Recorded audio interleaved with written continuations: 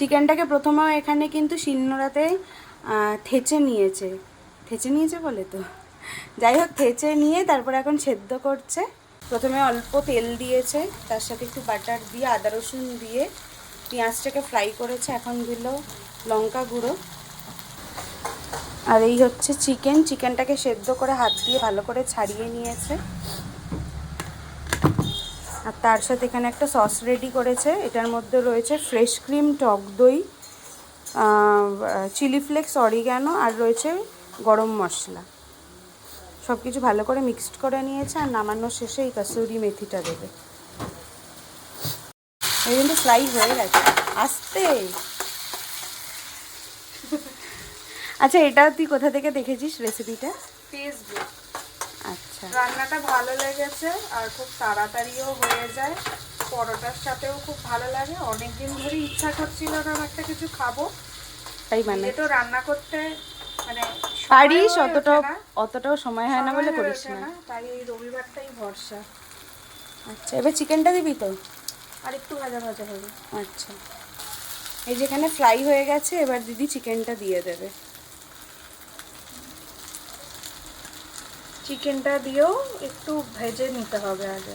তারপরে ওই সসটা যেটা ম্যারিনেট করে রেখেছি, যেটা রেডি করেছি সেটা দিবি, তাই? আচ্ছা, রেডি ফ্রাই হতো দিদি।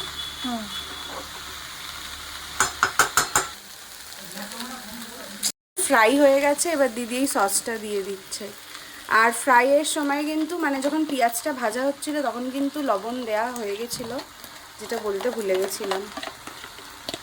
নেড়ে দেবো?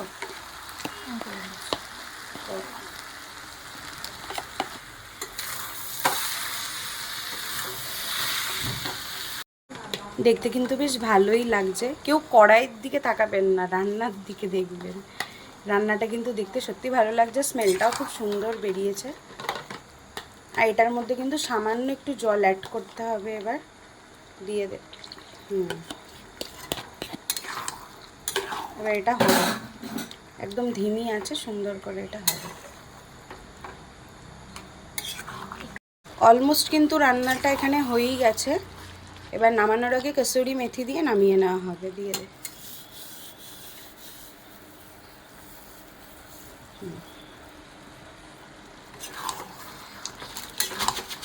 দারুণ স্মেল বেরিয়েছে কিন্তু। আর একটু আমরা টেস্ট করলাম, বেশ ভালো হয়েছে খেতে। রেসিপিটা চেষ্টা করব একদম প্রপারভাবে তোমাদের সাথে কোনো এক সময় শেয়ার করার। আজকের মতো এইটুকুই। কেমন লাগলো জানিও। সো রান্নাটা আমাদের এখানে কমপ্লিট। আর দেখতে কেমন লাগছে তোমরা একটু জানিও কমেন্ট করে।